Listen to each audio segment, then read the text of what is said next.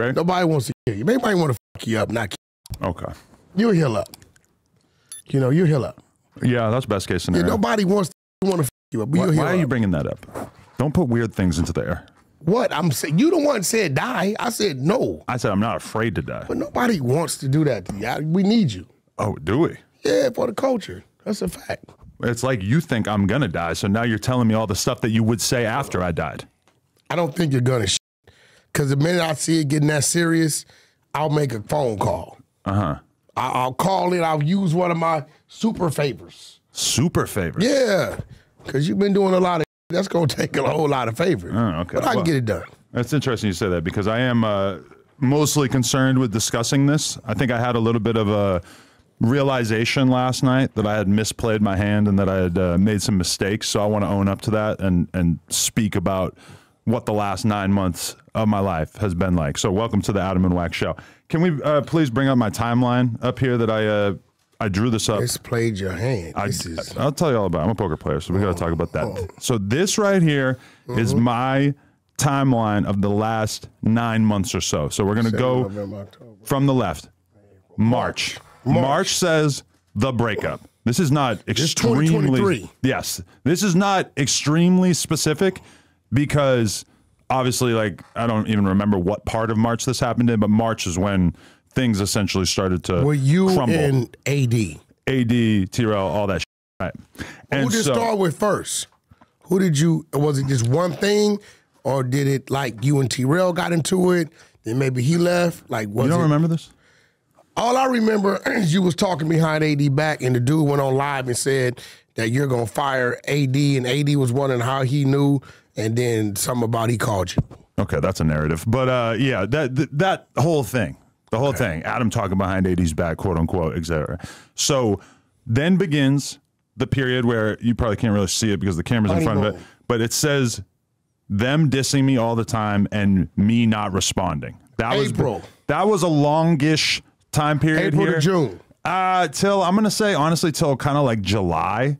And I even marked the honeymoon just to kind of put that into perspective. When did they kick off Community? That it was already going before the breakup. Oh, it was already going. But that's when they started Figgmunity. Figgmunity World. So was that T-Rail? No, his is back on Fig. AD shit is Community, and then when they left, they started Figgmunity World. Gotcha. Okay. And so I even marked the honeymoon just to kind of put that in perspective, that there was this sort of extended time period that I would describe as a period where they were talking about me a lot. They were doing a lot of clickbaiting about me. And I was just kind of like letting it go. I was just not really interacting too much. There was a few episodes where I maybe like stated my opinion and everything, but I was kind of trying to de-escalate the situation for that time period by not really responding, right? Then I've marked up here, it says SBA/BLK. You're probably wondering what that stands for. This stands for Snoopy Badass / Bootleg Kev. Now, why I'm marking that is because around this time period in like mid-July, I did a Snoopy Badass interview where he spoke on AD. It wasn't the most disrespectful thing ever, but he it definitely... said because AD was the reason why he couldn't come up here. Because of me. He called him a WAC 100 agent. I remember that. And other things. And so that kind of increased the tension a little bit. Then you have the Bootleg Kev interview. I'm not even sure which happened first, but the Bootleg Kev interview. With you? He interviewed me, yes. And I go on there and he ends up asking me a bunch of questions about those guys. And through this whole time period between the breakup and this Bootleg Kev interview, I don't think that I did an interview during that whole time period. I had basically decided I'm going to take my thoughts and I'm going to conserve it to August just November. No jumper. Before that. This is from March to late July. So you didn't do nothing. You didn't say nothing. I can't say that I didn't say anything, but I was definitely in de-escalation mode, trying to have everybody get along. Wasn't really going that well because they were clickbaiting the fuck out of everything with me, etc. So then I do this Bootleg Kev interview, and he asked me, basically the thing that ended up heating everything up, he goes, don't you think that AD's making more money now? I said no. I said a few other things that he probably didn't appreciate, but there was this whole little storm around that time period where you had Snoopy talking about him, you had G-Face, who actually said some stuff on the podcast about AD, and then you had me going on Bootleg Kev. This somehow quickly spirals into me basically debuting the Big 22 personality, which has kind of been retired. We replaced it with a 22-ster. But this was basically, that's where things kind of changed. I'm pointing out like late July, August, that sort of shit, where I basically decided if these guys are going to keep talking about me and making me a central focus in their content, then I was going to go on the offense and I was going to start making videos on my iPhone while I was in the gym in my garage talking shit and basically just throwing mud back at them. Basically saying, if you guys are going to diss me, yes, I get it. You guys are super street. I'm not. But I'm not going to just roll over and take this. I basically just like decided I was going to start arguing back and forth with them. So that was the kind of like a very distinctive start of a new era, which I've designated at the bottom, me popping with them not responding, because you could tell that around that time. And this is when I initially made certain accusations about bankruptcy and other things that were quite controversial, I'm sure, probably not terribly well received. But this is when I kind of got the reaction from them that they were like, all right, we're not going to talk about him anymore. We're going to just focus on building our own company. We're going to do our own thing. This actually lasted a significant period of time because, as you can see, late November, mid-November, whatever that was, tensions flare after Ack provokes T-Rail. So this is basically where everything kind of took a different turn. Ack provokes T-Rail. Well, so they had Ack on an episode of Figgmunity World that they filmed while they were in New York, and they're still doing the thing of like not responding to me or whatever, but obviously that's not good enough for Ack. Ack's got to provoke the situation, which I don't hold against him because he's a journalist and that's kind of his job. But that's where you get T-Rail basically going on this long ass rant about me to Ack, and then you have me responding while I'm at Disneyland yelling into my phone. This increases tensions significantly, and we enter into a new phase that we've been kind of doing since then, in which they've been talking about me, I've been talking back. Got you. Some fairly epic rants on both sides, to be totally fair. And then I think that this all kind of culminates with the Desto Dub Sexy Red concert footage that came out the other day. Now, awful lot of running. If I could go back in time, I think that the moment that I kind of misplayed my hand, in which I could have been a more mature person, broadcaster, former friend to them, etc., is that once I got them to stop talking about me, I should have said, okay, you got what you wanted, just chill. You have no reason to keep provoking them and keep talking. That's not what I did. I kept just throwing on it. I can't even remember all the different instances in which I spoke about them in negative ways, kind of rubbing it in, etc. And I was going at it from the perspective of, okay, I feel like I can protect myself. I feel like I'm not terribly worried about what they're going to do to me because I'm moving around in a certain way where I'm not really worried about that. Then we come to this Desto Dub situation. And to be honest, this was just like a really eye-opening thing for me, in which I realized that, yeah, maybe I can take care of myself and move around in a certain way that prohibits me from, you know, running into serious situations. But I also see the way that this is unfolding, and Dub even being in that situation is something that I just really don't want to be responsible for. It's not that I'm, you know, and on top of that, it's just the conversations that I've been hearing behind the scenes about how this could escalate, both from them on stream, because obviously I'm not privy to their private conversations, but then hearing the private conversations going on amongst people on the No Jumper staff and everything, and it just doesn't really sit right with me. I feel like it's on me at this point that I have to go out of my way to intentionally try and de-escalate this situation and acknowledge that I was in the wrong. I should have, at the point in the map, I don't know if it's still on the screen, but after this whole bootleg kept thing, whatever, once they stopped talking about me, I should have just been man enough to say, okay, let's just leave it at that. Okay. Now, I'm not under the impression that these guys are just going to like instantaneously forgive me and everything's all good. I know that this is going to be an issue for a significant period of time, but I'm just saying that I've seen where this is going. I don't want to be the one who's responsible for it. I had to, you know, sincerely apologize to Dub and say I'm sorry for even putting you in that situation. Now, granted, he kind of also put himself in that situation. How did he put himself in? There was a few comments that have been brought to light, that little things that he might have said on the podcast or whatever that might not have been the best idea for somebody in his position. But I am acknowledging my own responsibility in all this. I've never seen his Adam before. He's nervous as You do know I'm a black man. nervous. Listen, you do know that, I've been like spending a lot of time with my Hebrew Israelite brothers. Captain Kazariak, you met him? Yeah. And, I've learned that since the beginning of time that The white man has been the devil. Yeah, no. The white man has always found a way to see the right and the wrong he was doing while he was doing it. And then when the fire came, they found a way to make their wrong right and act like it wasn't them. At the end of the day, Adam, me and you both know you were saying a lot of shit while they kept saying on their side, leave it alone. Were they saying that? I don't really think that's the case. Definitely was saying that. Specifically, AD. AD has been quite mature about this towards the latter half of this graph. That's because of the respect he had for you. But you got to understand what happens. The more he's telling them leave it alone, based upon the respect that he generally has for you, and you keep doing, his people start to look at him a certain way. So I don't know if you really seen what happened the other day. AD seen Desto. I know. They had a brief encounter. I don't even know No, if it wasn't an encounter. well, they said hi, yeah. It was but hi. then I don't know if he even knew that Pun was going to approach him like that. At this point in time, they have honored AD numerous times on letting it go. So once AD did his thing and walked away, then came how they really feeling because y'all been talking crazy. And I told your man Desto, like, yo, if you not making it a point to let them know, like other cast members you have in this building, have got on the phone with AD and them and told them, hey, bro, we ain't got nothing to do with nothing. That's on them.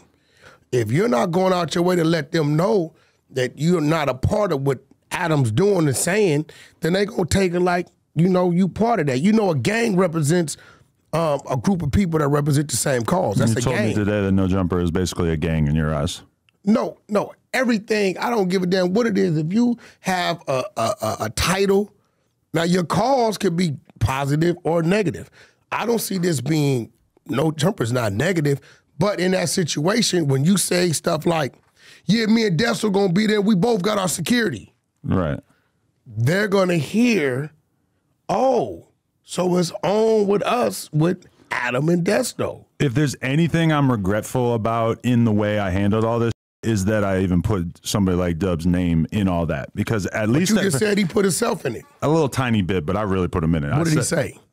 I'm not going to speak for him or speak on exactly what he said, but I'm going to take responsibility for it because realistically, if it wasn't for me popping shit over the course of the last week or two, he probably wouldn't have got approached like that outside the Sexy Red concert. That's so scary. He told me he was concerned that his jury was on. Right. I said, yo, you got insurance on it.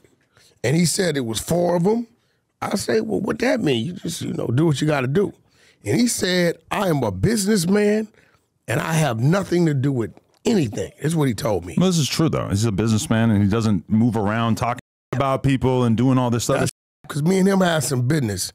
And for some reason, he went silent on me on the business, which I think somebody put him in something that he has nothing to do with. Right. It's real. But him being a business owner in Los Angeles, being associated with all these street artists and stuff, obviously he's got to he can't just do everything. He got to be neutral. Yeah. YG, he don't talk and deal with YG because of, right. The other individual. Right. So, but at the end of the day, well, why would he involve himself in that? Because the other individual used to diss this out of YG now. I'm really not trying to make this a whole conversation about Desto Dub and whether he's a good guy or not. He's the one called you crying. No, crying. If he wouldn't have called you nervous and you wouldn't give a damn because you really don't care. I don't think he's called me at all throughout this. Keep it real. You what? Don't give. I absolutely do. As a win. About what happens to my friends and associates and people that I've been close to for a long time because of my silly behavior. You're only addressing it because of them. You're not addressing them because of you. Seeing what happened in that situation and also hearing the ensuing conversations about what could possibly happen as a result of this is why I am going to Why did you fire OG Suicide? Listen. I'm going way out of my way to take the L to just acknowledge It's gonna that. take more than that. Okay, you're right. But I've made some bad decisions in all this, and I'm just saying I'm opting out. I'm de-escalating. No. They don't have to accept that. I'm just saying that from my perspective, I'm not going to feed into it anymore. I'm going to leave it alone. Obviously, they're still going to be on a hunt for my head and everything. But I'm acknowledging that I've made a lot of mistakes in this whole thing. And the reason why I brought up this map, and by the way, you're being an which I expected. But the reason why I brought up this timeline is just because I wanted to acknowledge that this has been quite complicated. There was this time period in which I was basically getting bullied. Then they have this other time period where I'm doing the bullying. Bullied. Stop that shit. Okay, they were making thumbnails about me every week. And that basically culminated in me taking a turn, doing the Big 22 persona. I took it too far. I just want to acknowledge that, and I want to acknowledge that. Good. I'm going to tell you what you got to do. Playing into this anymore. I'm going to tell you what you got to do. And the reason why I started laughing, because I had this crazy thought. You remember New Jack City? Yeah. You remember Pookie? You compared her to Tasha K to him the other day. Yeah. When he started getting high, and they caught the camera on him, and he looked at the thing and said, "Help!" I just kind of pictured Desto doing that with you. Oh my God! I just saw that shit. See, this is why I didn't want to have this conversation with you, but at the same time, I kind of knew it was. Let me tell you what you got to do. You're one of the most street savvy people I know, but you're also one of the biggest dickheads I've ever met in my life. And I'm trying to have a serious conversation, and you're turning it into a big joke / slamming my friend who I'm trying to have a moment of empathy for. Do you really want to fix this? All ego to the side. For real, I can help you. First things first. Okay. The ultimate disrespect has to be met with apology. You have to apologize to Heather. First things first. I'm just being real, bro. All trolling out the way. You have to apologize to Heather. If you want it to start, if you want those guys to see this and say, you know what? Maybe he gets it cool. I don't think I can apologize to Heather, honestly, because then it's not gonna go nowhere. That's okay. But you look at the first half of this. You see what I'm saying? Listen, this is my opinion on it. Is throughout the first half of this, Heather was one of the key people who was really on me after me having never done anything to her, and it really bothered me that she went so out of her way to slam me for no reason.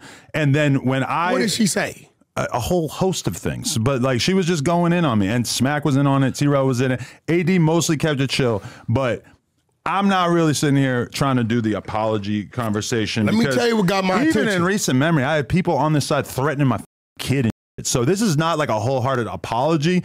This is me acknowledging that I'm attempting to de-escalate the situation. There's still stuff that I'm very I don't feel great about in terms of why I would not want to be friends or cool with certain people involved in this and everything. But I am just, acknowledging that you can completely hold it against me. You can plot on me, do whatever the you want to do with me, but leave the Desto dubs out of it. That's my perspective. Pun says a head up with you and him, 60 seconds, and they leave him alone. With Pun. And that was because Pun usually don't get that mad. You did something. You saw everything I did pretty much. I cussed Pun out for what? no reason. When we was doing, I know Pun a long time. We used to manage like 15 producers. It was like the lead Legion. What was it? Yeah, League of Legends. Yeah, he had a bunch of producers. Legion of Stars, right? It's back League when of Legends, a video game. Problem was popping, and I didn't cuss nephew out 15 times. For nothing, just trying to get my way. And he was always humble. So for him to start tripping, I've never heard him cuss that much.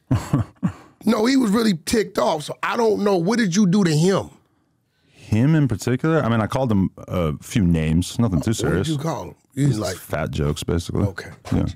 So you don't want to, you figure Heather trolled you, so you had the right to troll her back. I wouldn't say she really trolled me. She was just blatantly talking about me for a long period of time. And I'm not saying that I'm holding a grudge about that. I'm saying that I'm letting all that go.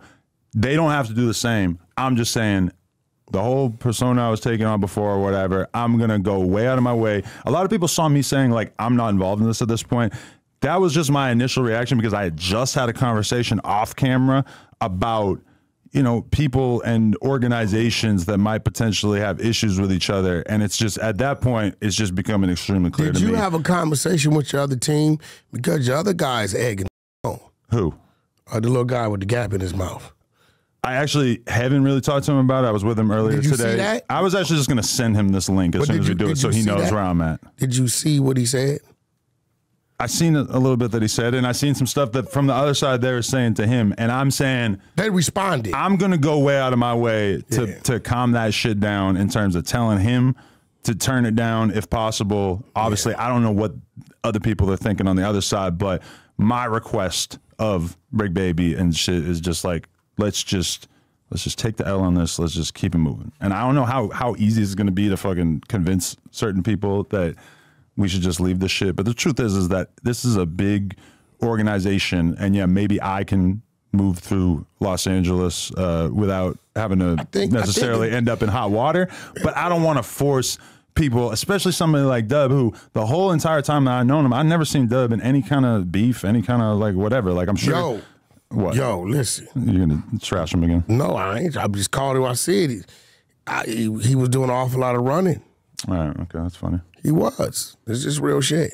He told me he wasn't running. He said he was just backpedaling.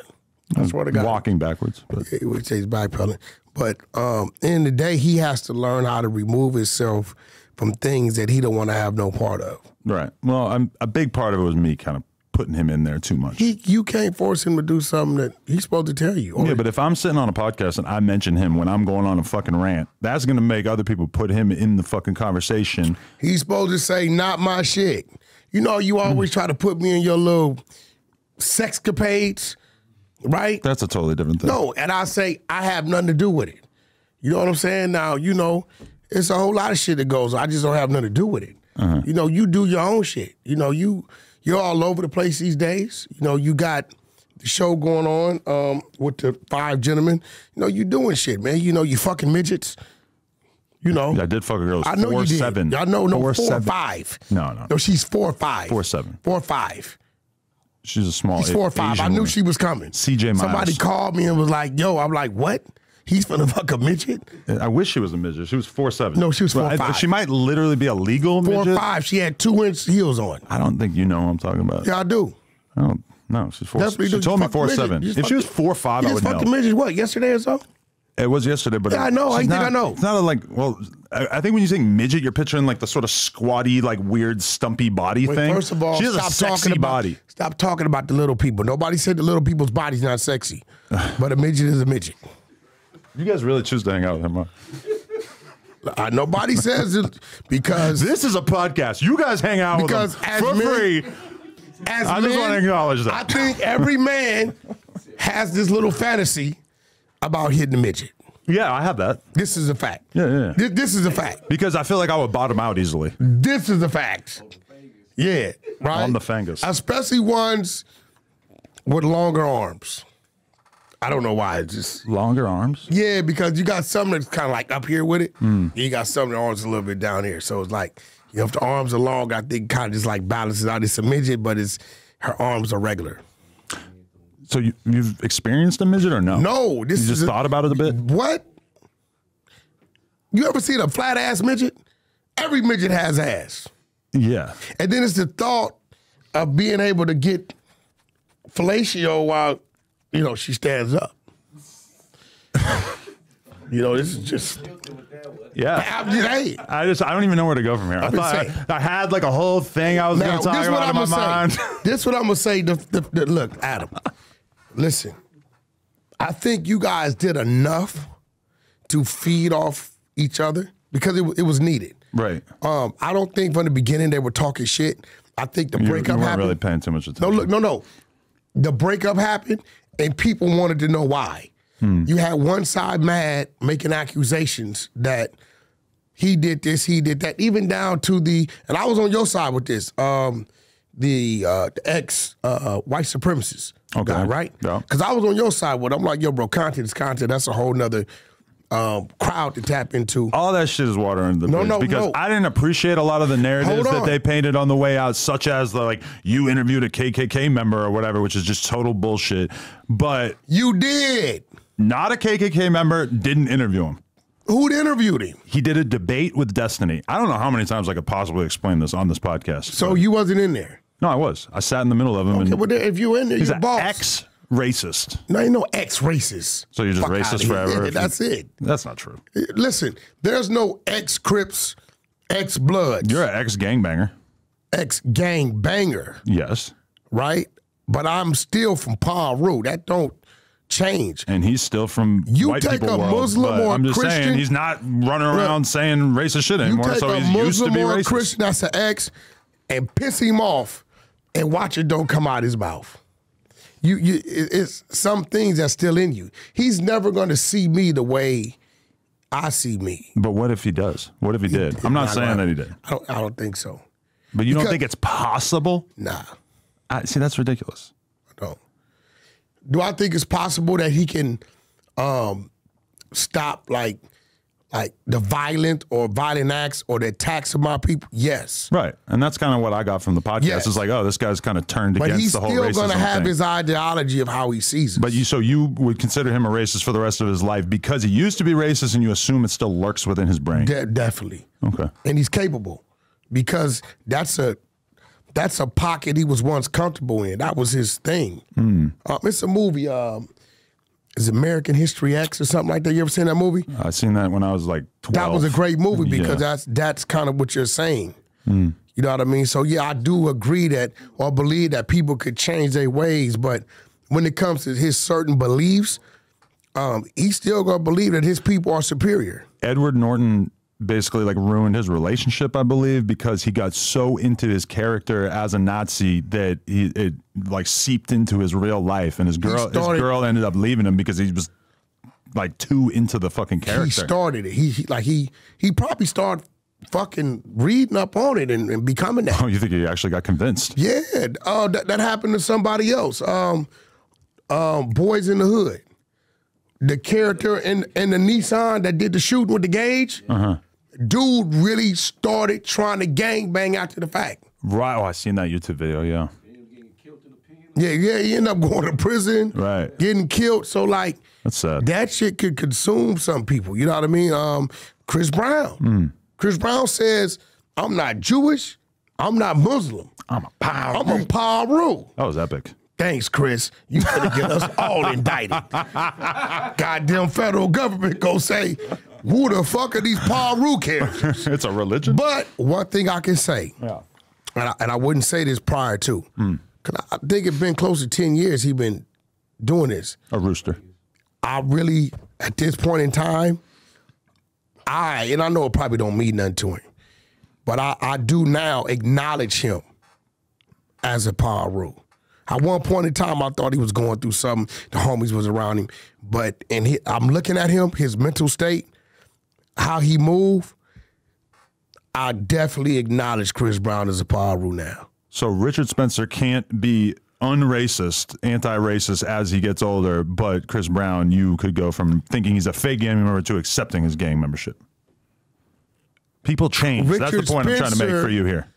I think can stop the violent part and like fucking trying to provoke people to do things or whatever. But I think his ideology of my people, of black people, will always be what it is. Okay. And that's why I wanted to debate, because I wanted to see. I actually don't doubt that. I don't think he's like in love with the black race. I think he just kind of realized it's not politically useful for him to be saying all the racist shit. Which, like, not saying it doesn't really mean that you don't Say mean him it, and right? Nick Cannon got a whole I told you that. segment together and it never came out. Yeah, and he traveled to Montana or Nick, Virginia or some shit to film it. We need that. We need that to come out.